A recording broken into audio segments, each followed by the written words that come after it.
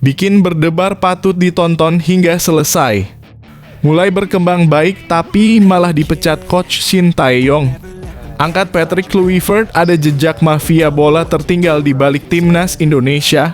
Masih bisakah timnas Indonesia berkembang lebih baik di tangan Patrick Kluivert daripada era coach STY? Alhamdulillah ada hembusan berita baik.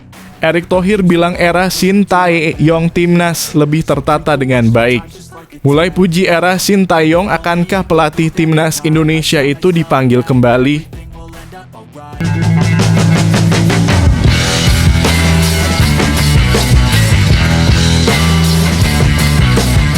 Sebelum kita lanjut ke berita terlengkapnya, alangkah mulianya bagi kalian untuk tekan tombol like, dan yang belum subscribe, tolong subscribe channel ini. Bikin berdebar patut ditonton hingga selesai. Mulai berkembang baik tapi malah dipecat coach Shin Tae-yong. Angkat Patrick Kluivert, ada jejak mafia bola tertinggal di balik timnas Indonesia.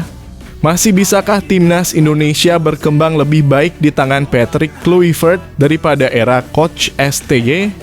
Keputusan mengejutkan datang dari Federasi Sepak Bola Indonesia. Saat publik masih menanti kabar kelanjutan proyek jangka panjang timnas di bawah arahan Shin Tae-yong, tiba-tiba nama pelatih legendaris asal Belanda, Patrick Kluivert, muncul sebagai pengganti. Perekrutan ini mengundang sorotan tajam, terutama karena munculnya rumor soal keterlibatan mafia bola dalam pergantian kursi pelatih tersebut. Kabar simpang siur itu berkembang liar di media sosial dan forum daring. Banyak yang mempertanyakan keputusan mendadak PSSI memutus kerjasama dengan Shin Tae-yong, padahal kontraknya baru saja diperpanjang hingga 2027. Pelatih asal Korea Selatan itu dikenal sebagai sosok yang disiplin dan teguh pada prinsip. Ia tidak segan memilih pemain berdasarkan kemampuan, bukan berdasarkan tekanan pihak luar. Hal inilah yang kemudian memicu spekulasi, apakah Shin Tae-yong diberhentikan karena tidak bisa disetir. Isu ini semakin panas setelah sejumlah akun anonim di media sosial menyebut bahwa ada pihak-pihak berkepentingan yang merasa tidak nyaman dengan gaya kepemimpinan Shin. Ia disebut terlalu mandiri dan sulit dikendalikan oleh kelompok tertentu yang ingin menempatkan pemain titipan ke dalam skuad timnas. Menurut narasi yang berkembang, mafia bola yang diduga masih bercokol di sekitar lingkaran federasi merasa peran mereka tak lagi dominan selama Shin memegang kendali penuh atas tim. Ketua Umum PSSI Erick Thohir membantah tegas semua tudingan tersebut. Dalam konferensi pers beberapa hari setelah pergantian pelatih diumumkan, ia menyatakan bahwa keputusan melepas Shin Tae-yong murni berdasarkan evaluasi teknis dan kebutuhan regenerasi tim. Erick juga menekankan bahwa dirinya bukan tipe pemimpin yang mudah ditekan atau diintervensi dalam mengambil keputusan. Namun pernyataan itu belum cukup meredakan spekulasi publik. Apalagi pilihan untuk menunjuk Patrick Kluivert sebagai pengganti juga mengundang kontroversi.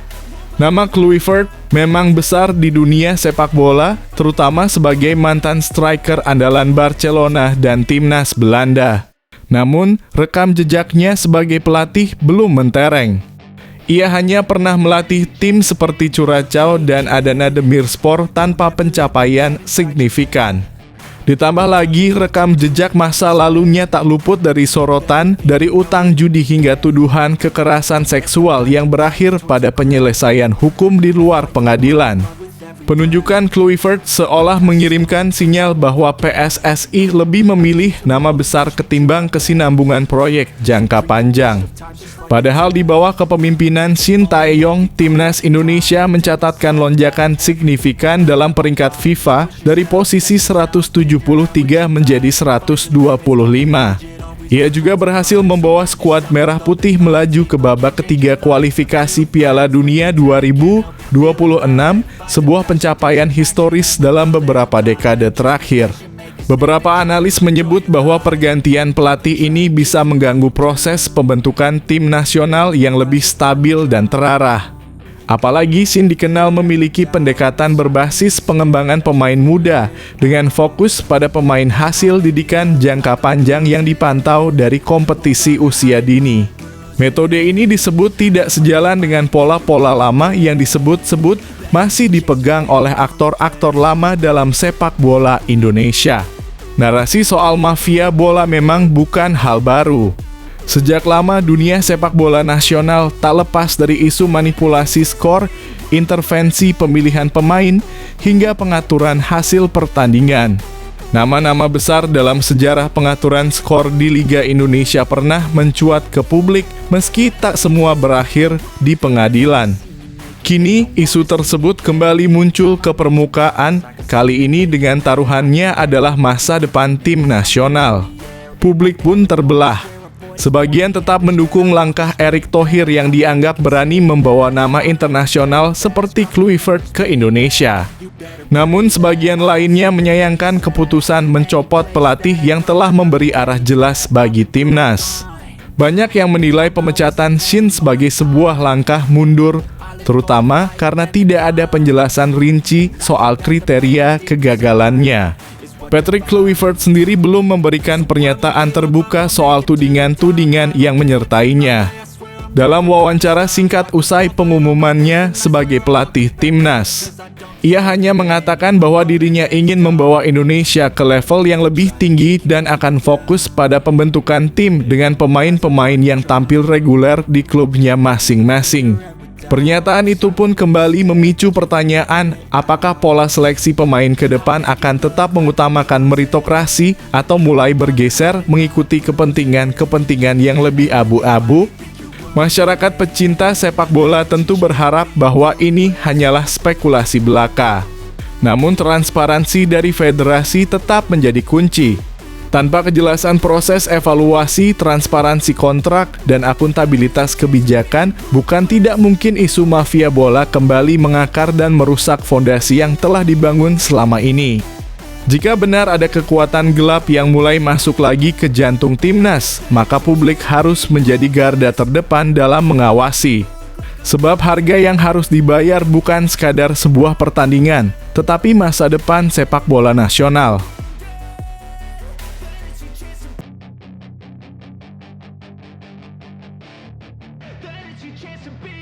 Hey kid, don't ever let them get inside your head.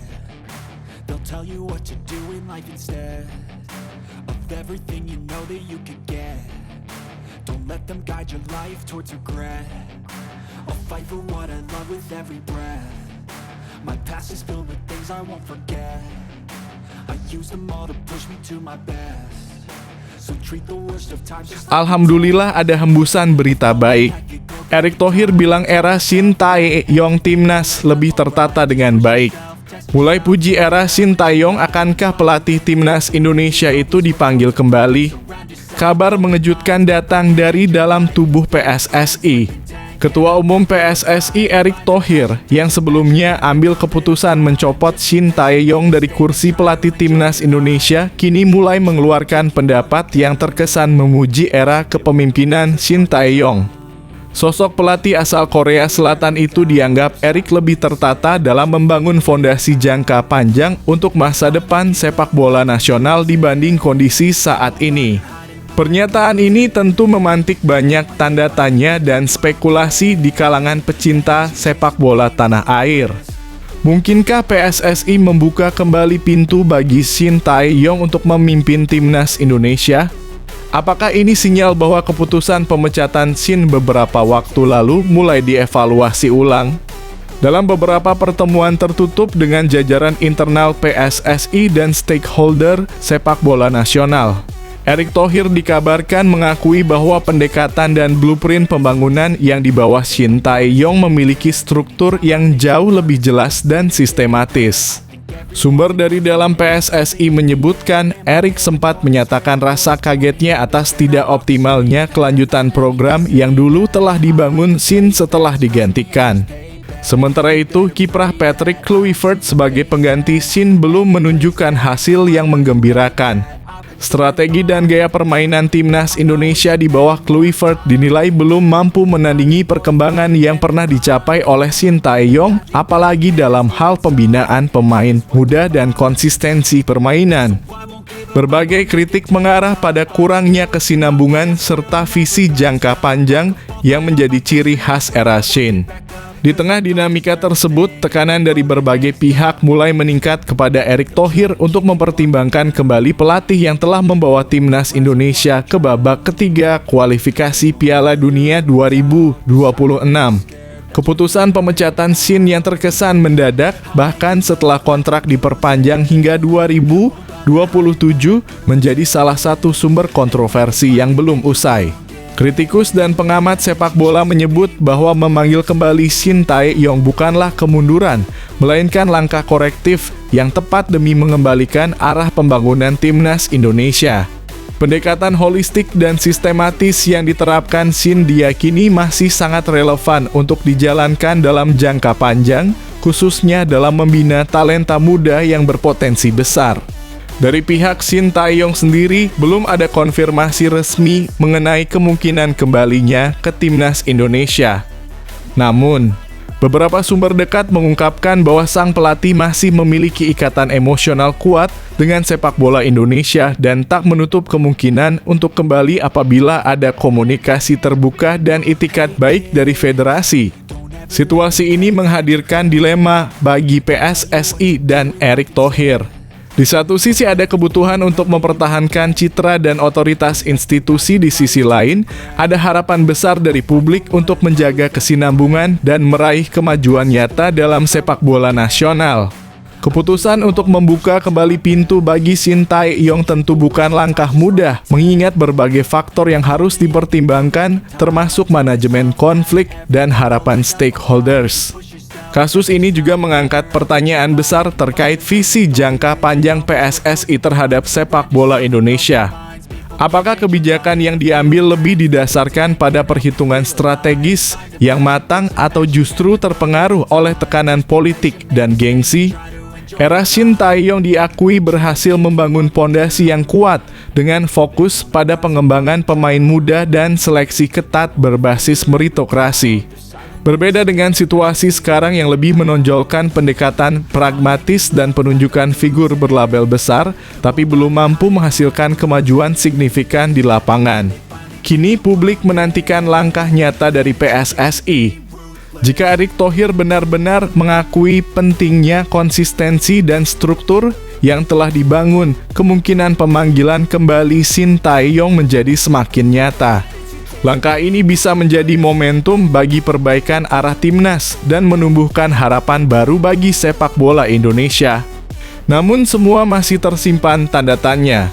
Apakah ini sekadar wacana atau justru persiapan strategi besar PSSI ke depan? Waktu dan bukti akan menjadi penentu utama. Sepak bola Indonesia kini sedang memasuki babak baru yang penuh dinamika. Semua mata tertuju pada keputusan yang akan diambil oleh para pengambil kebijakan di PSSI. Apakah mereka mampu mengambil langkah tepat untuk masa depan timnas yang lebih gemilang?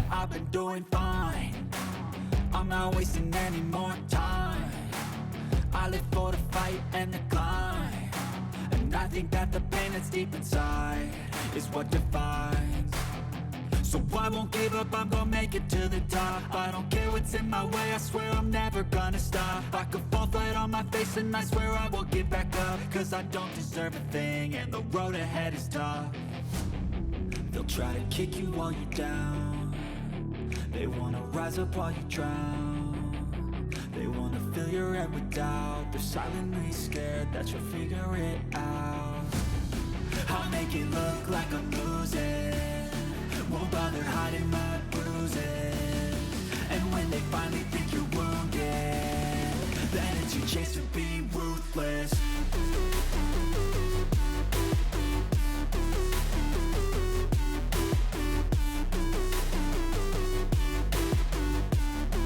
Then it's your chance to be ruthless.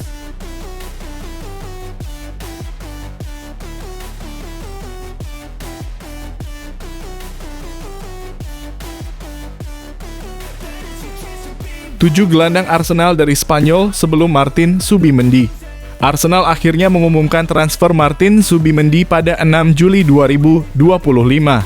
Pemain berusia 26 tahun tersebut dilaporkan ditebus dari Real Sociedad dengan harga sekitar 70 juta pound sterling dalam kurung 1,2 triliun rupiah. Subimendi akan bertugas mengisi gelandang jangkar Arsenal yang baru saja ditinggal Thomas Partey dan Jorginho. Kedatangan Subimendi membuat Arsenal kini memiliki 4 pemain Spanyol. Sepanjang sejarahnya hingga 2024 per 2025, klub yang terbentuk pada 1886 ini sudah diperkuat 16 penggawa asal negara juara Piala Dunia 2010 itu. Dari jumlah tersebut, 7 diantaranya berposisi gelandang seperti halnya Subimendi. 1. Cesc Fabregas bermain 303 kali selama membela Arsenal. 2. Santi Cazorla tampil 180 kali bersama Arsenal. 3. Mikel Arteta mencatatkan 150 penampilan saat menjadi pemain Arsenal. 4. Dani Ceballos 77 kali membela Arsenal sebagai pemain pinjaman. 5. Mikel Merino sudah bermain 44 kali bersama Arsenal. 6. Fran Merida hanya mengemas 16 penampilan bersama Arsenal. 7. Denis Suarez cuma menorehkan 6 penampilan bersama Arsenal. Dengan sejarah yang cukup panjang soal gelandang Spanyol di Emirates, kini tinggal pertanyaannya, apakah Martin Subimendi akan mengikuti jejak Fabregas dan Cazorla atau justru bernasib seperti Denis Suarez? Yuk, share pendapatmu di kolom komentar. Siapa gelandang Spanyol favoritmu sepanjang masa di Arsenal?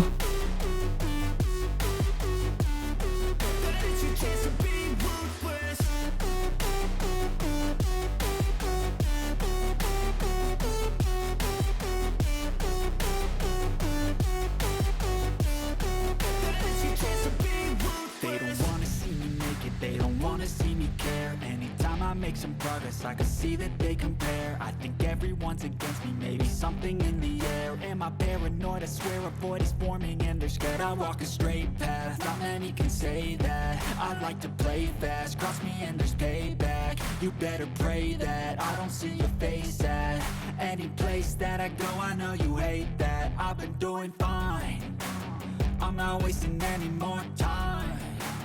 I live for the fight and the climb, and I think that the pain that's deep inside is what defines. So I won't give up, I'm gonna make it to the top. I don't care what's in my way, I swear I'm never gonna stop. I could fall flat on my face and I swear I will get back up, cause I don't deserve a thing and the road ahead is tough. They'll try to kick you while you're down, they wanna rise up while you drown. They wanna fill your head with doubt. They're silently scared that you'll figure it out. I'll make it look like I'm losing, won't bother hiding my bruises. Inilah alasan mengapa Arsenal wajib datangkan Lautaro Martinez dari Inter Milan. Arsenal sedang berburu striker kelas dunia dan Lautaro Martinez harus ada di urutan teratas daftar belanja mereka. Penyerang asal Argentina ini mencetak 27 gol dari 36 laga Serie A 2024 per 25, menghasilkan rasio impresif 0,75 gol per laga. Tak hanya mematikan di depan gawang, Lautaro juga menyumbang 5 assist dan menciptakan 68 peluang, membuktikan bahwa ia adalah striker komplit, klinis sekaligus kreatif. Kontribusinya tak berhenti di level klub. Bersama timnas Argentina, Lautaro telah mencatat 25 gol dari 56 penampilan dan menjadi top skor sementara Copa America 2024 dengan 4 gol dari 5 laga. Statistik ini mencerminkan konsistensi dan mental juara 2, kualitas penting yang dibutuhkan Arsenal untuk bersaing di Premier League dan Liga Champions. Dengan usia baru 27 tahun, Lautaro berada di puncak performa. Kombinasi teknik tinggi, visi tajam, dan naluri gol alami menjadikannya solusi ideal untuk mengatasi tumpulnya lini depan Arsenal musim lalu. Pertanyaannya sekarang, apakah Mikel Arteta cukup berani untuk membuat gebrakan besar ini? Tell myself that everything will end up alright. Just push yourself, test yourself, figure out what you like, and find your limits, don't be rigid, always work towards a prime. Surround yourself with open minds, people can change your life. A few friends with intent can help you feel alive. Find a passion, take some action, and with a little time, just be patient, make a statement, try to enjoy your life. They'll try to kick you while you're down, they wanna rise up while you drown. They wanna fill your head with doubt. They're silently scared that you'll figure it out. I'll make it look like I'm losing, won't bother hiding my bruises. And when they finally think you're wounded, then it's your chance to be ruthless.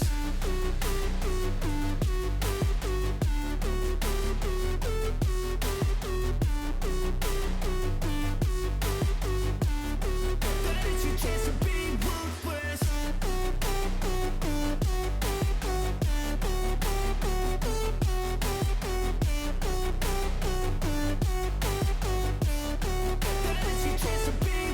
They don't wanna see me make it, they don't wanna see me care. Anytime I make some progress, I can see that they compare. I think everyone's against me, maybe something in the air. Am I paranoid? I swear a void is forming and they're scared. I walk a straight path, not many can say that. I like to play fast, cross me. Manchester United kembali diisukan dekati gelandang Atalanta, Ederson. Manchester United lagi-lagi dikaitkan dengan transfer pemain baru. Kali ini sosok yang jadi incaran adalah gelandang kreatif dari Atalanta, Ederson. Pemain asal Brasil ini sudah lama menjadi buruan setan merah, bahkan pengamat mencatat Man United mulai mengamati performanya sejak akhir tahun lalu. Musim lalu kreativitas di lini tengah MU jadi salah satu masalah utama, apalagi setelah Mason Mount sering mengalami cedera dan kepergian Christian Eriksen yang kontraknya habis. Ederson diyakini bisa jadi solusi ampuh untuk menghidupkan serangan setan merah. Di Atalanta, Ederson tampil sebanyak 37 pertandingan di semua kompetisi dengan kontribusi 4 gol dan 2 assist. Statistik dari Wout Coret pun menilai dia unggul dalam kemampuan passing, tackling, konsentrasi, dan duel udara, atribut penting yang dibutuhkan MU. Tapi jangan kira Atalanta bakal melepas pemain andalannya dengan harga murah. Saat ini nilai pasar Ederson menurut Transfermarkt mencapai 50 juta euro. Apakah MU siap mengeluarkan dana besar demi gelandang berbakat ini? Menurut kamu, apakah Ederson bakal jadi tambahan ideal untuk lini tengah MU? Atau setan merah sebaiknya mencari opsi lain? Share opinimu di kolom komentar ya.